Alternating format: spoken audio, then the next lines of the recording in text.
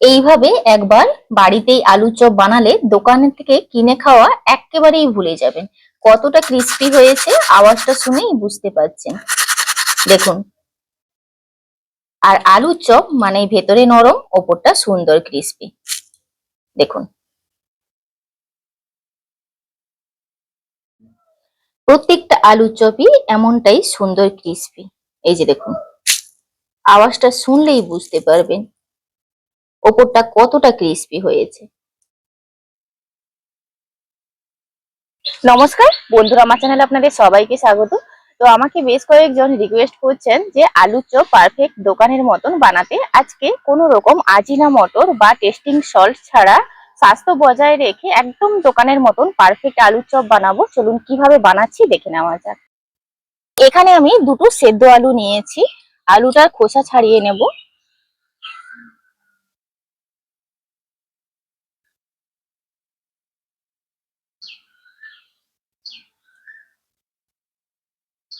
এবার আমি আলুটাকে ম্যাশ করে নেব।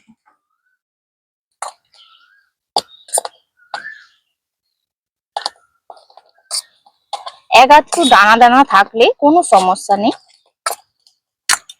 একদম ফাইন ভাবে কিন্তু ম্যাশ করার কোনো প্রয়োজন নেই। কড়াই বসিয়ে দিয়েছি, কড়াইতে দিয়ে দিচ্ছি অল্প পরিমাণে রান্নার তেল। দুটো বড় সাইজের কুচনো পেঁয়াজ নিয়েছি, দিয়ে দিলাম। পেঁয়াজটাকে একটু ভাজা ভাজা করে নেব। আর এর মধ্যে আমি এখনই লবণটা দিয়ে দেব, পেঁয়াজটা মজে যাবে। পরিমাণ মতন করেই লবণটা দিয়ে দিলাম।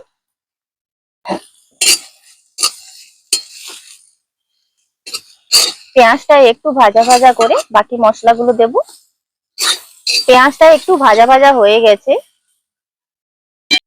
এখানে নিয়েছি 1 টিস্পুন আদা রসুন বাটা, হাফ টিস্পুন নিয়েছি চিলি ফ্লেক্স, ধনে জিরে গুঁড়ো, আর দিয়ে দিচ্ছি পরিমাণ মতন হলুদ।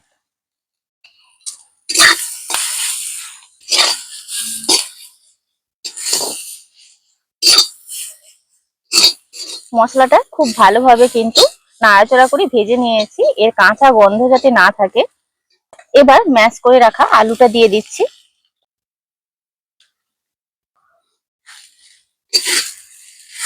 মশলাটা খুব ভালোভাবে মিশিয়ে নেব।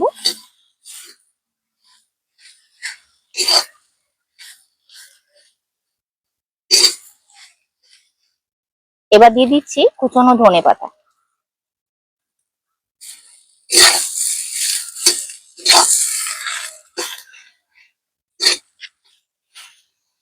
নামানোর আগে সবার শেষে দিয়ে দেব গুঁড়ো গরম মশলা।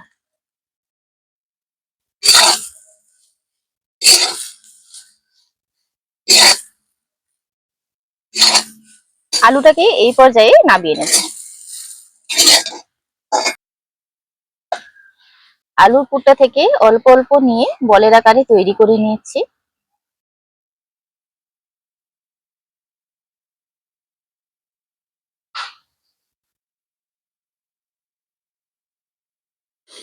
এগুলোকে এবার হাতে এইভাবে চেপে রাউন্ড শেপে দিয়ে নিচ্ছি, চ্যাপটা রাউন্ড শেপে দিয়ে নিচ্ছি।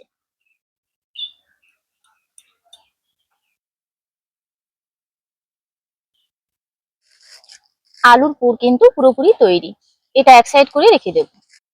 এখানে নিয়ে নিচ্ছি আমি বেসন। এটা আমার হাতে তৈরি বেসন। আপনারা দেখেছেন, মানে বেশ কয়েকদিন আগে আমি কিন্তু এই ভিডিও দিয়েছি বাড়িতে তৈরি বেসন। তো চেষ্টা করবেন বাড়িতে তৈরি বেসন নিলে একদম পারফেক্ট, মানে টেস্টও পাবেন, পারফেক্ট টেক্সচারটাও উপরে পাবেন। দিয়ে দিচ্ছি পরিমাণ মতন হলুদ, দিয়ে দিচ্ছি লবণ, এক চুটকি দিয়ে দিচ্ছি খাওয়া সোডা, ময়াম অতি অবশ্যই দিতে হবে, দিয়ে দিচ্ছি তেল। এবার সমস্ত কিছু খুব ভালোভাবে মিশিয়ে নেব।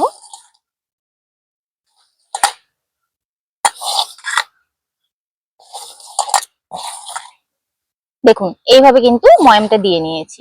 এরকম মুঠি করলে কিন্তু মুঠি হয়ে যাচ্ছে, আবার ঝুরো ঝুরো হয়ে পড়ে যাচ্ছে। এবার অল্প অল্প জল দিয়ে ব্যাটারটা তৈরি করে নেব। ব্যাটারটাকে এবার 2-3 মিনিট খুব ভালোভাবে হাতের সাহায্যে ফেটিয়ে নেব। আপনাদের কাছে যদি হোমমেড বেসন না থাকে সেক্ষেত্রে প্যাকেট বেসনটা ব্যবহার করবেন। তার মধ্যে 2 চামচ চালের আটা দিয়ে দেবেন। এরকমই হবে। একটা স্মুথ ব্যাটার তৈরি করে নেব। আর এই বেসনের মধ্যে যেহেতু 3-4 রকমের ডাল দেওয়া আছে, চাল দেওয়া আছে, সেক্ষেত্রে আর কোনো কিছু দিতে লাগবে না।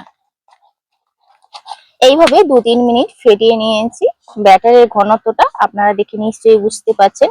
আর কতটা স্মুথ হয়েছে দেখুন। ব্যাটার যত ভালোভাবে তৈরি করা হবে চপ কিন্তু তত ভালো হবে। কড়াইতে তেল দিয়ে দিচ্ছি। এখান থেকে একটা একটা করে আলুর পুর নেব।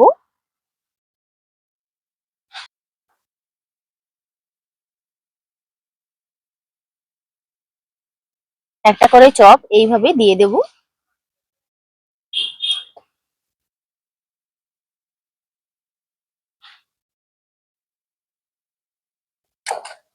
এবার আমি এগুলো উল্টে দেব।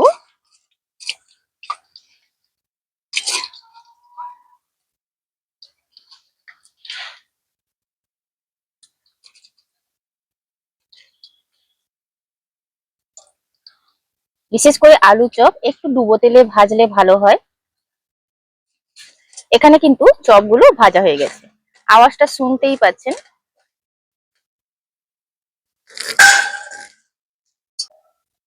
আবারও কিন্তু দিয়ে দিচ্ছি, ব্যাটারটাকে খুব ভালোভাবে কোট করে নিচ্ছি।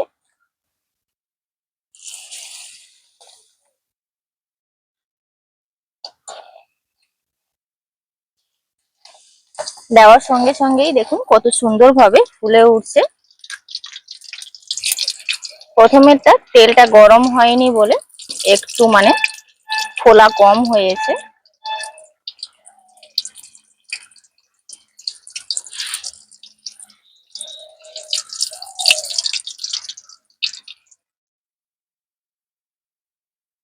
এটা ভাজা হয়ে গেছে। এইভাবে করে আমি সব চপগুলো বানিয়ে আপনাদেরকে দেখাচ্ছি যে এগুলো কতটা ক্রিস্পি হয়েছে। দেখুন বেলুনের মতন পুরো চপগুলো ফুলছে।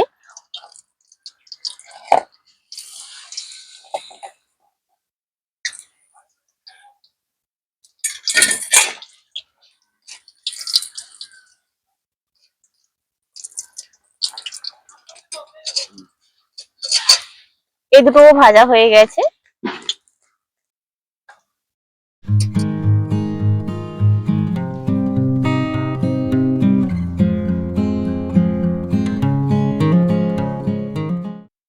এইভাবে একবার বাড়িতেই আলুর চপ বানালে দোকানের থেকে কিনে খাওয়া একেবারেই ভুলে যাবেন।